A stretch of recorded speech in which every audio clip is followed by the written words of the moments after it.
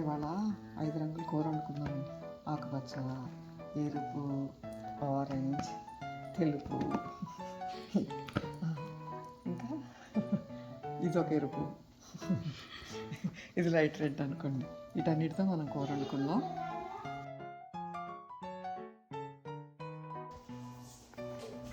అన్ని తలతోక కట్ చేసేసి కడగటానికి పెట్టుకుందామండి. 2 బంగాళదుంపలు, ఉల్లిపాయ, పచ్చిమిర్చి, బంగాళదుంప, టమాటా, ఉల్లిపాయ, పచ్చిమిర్చి, క్యారెట్, గ్రీన్ బర్బాటి, రెడ్ బర్బాటి ఇవన్నీ కట్ చేసి పక్కన పెట్టుకుందాం. క్యారెట్ చెక్ తీసుకున్నాము.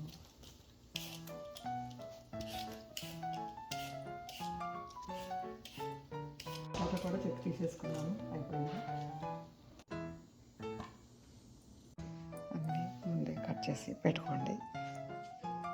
చూసారు కదా ఏ విధంగా బర్బాటీలు, క్యారెట్, బంగాళదుంప, ఆనియన్స్, ఉల్లిపాయలు, పచ్చిమిర్చి, టమాటా అన్నీ కట్ చేసి ముందే పెట్టేసుకోండి. స్టవ్ వెలిగించి కుక్కర్లో వండుకుందామండి. స్టీల్ కుక్కర్లో ఈసారి నూనె పోసుకుందాం. మీ ఇష్టమైన నూనె ఏదైనా సరే, ఆలివ్ ఆయిల్, నువ్వుల నూనె, వేరుశనగ నూనె, అది మీ ఇష్టమే. కొంచెం నూనె వేసుకుందాం. నూనె కాగింది. ముందు పచ్చిమిర్చి వేసేసుకుందాం.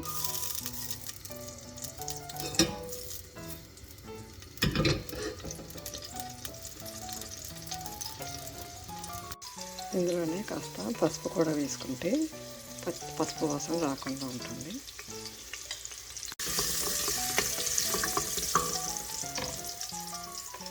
తర్వాత ఉల్లిపాయలు, ఇందులోనే కాస్తంత అల్లం వెల్లుల్లి పేస్ట్ వేసుకోండి. వేగిపోయింది. ఇప్పుడు టమాటా ముక్కలు వేసుకుందాం.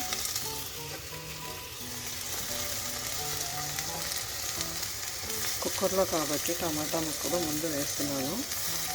లేకపోతే కడాయిలో మీరు వండితే కనుక టమాటా ముక్కలు ఆఖరణ వేసుకోండి.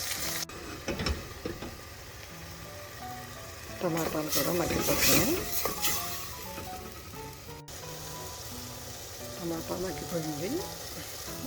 ఇప్పుడు ఇవ్వండి ఈ క్యారెట్ ఒక దాని తర్వాత ఒకటి అన్నీ వేసేసుకోండి. క్యారెట్,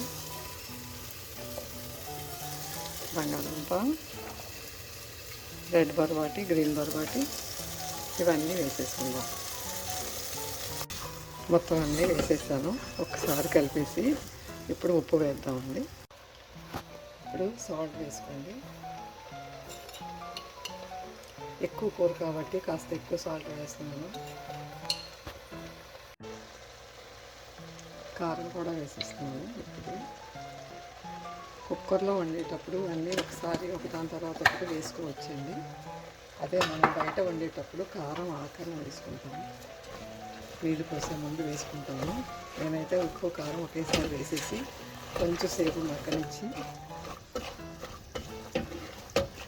కొంచెం అంటే కొంచెమే నీరు పోస్తాను. ఎందుకంటే చూసారా ముక్కలు అప్పటికే మెత్తబడిపోయినాయి. ఇవన్నీ ముక్కలు అన్నీ మెత్తబడిపోయినాయి. ఇప్పుడు కొంచెం అంటే కొంచెమే పోస్తాను. చూడండి నీరు.